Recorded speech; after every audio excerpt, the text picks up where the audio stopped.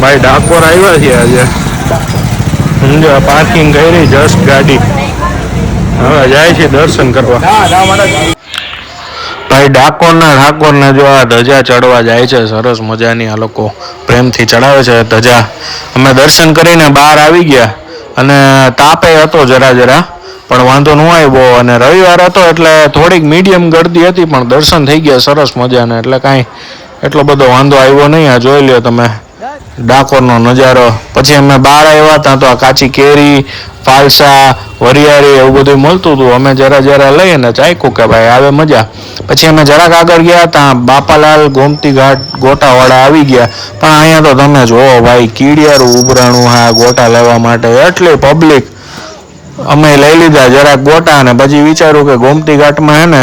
આગળ ક્યાંક મસ્ત મજાના બાકડામાં બેસી અને ગોટા ખેંચશું પછી બાજુની દુકાનમાંથી દહીં લઈ અને આમાં આગળ વધ્યા ગોમતી ઘાટમાં ઘાટ તરફ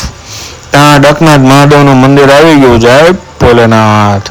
ધીમે ધીમે આગળ વધ્યા ગોમતી ઘાટ તરફ અને પછી એક સરસ મજાનો બાકડો ગોતી અને મેં કીધું કે હાલો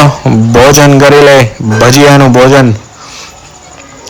ગોટા હતા સાચા જોરદાર ગોટા હતા દૂધના ગોટા કહેવાય છે હાલ પણ ખાવાની આવે મજા ડાકોરમાં આવો ને એટલે આ મસ્ત ટ્રાય વસ્તુ છે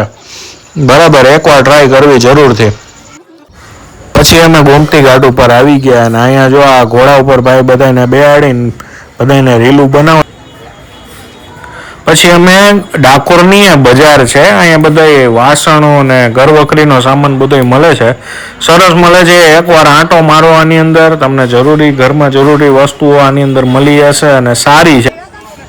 પછી સરસ મજાનું લીંબુ શરબત પીએ અને ગાડી રિટર્ન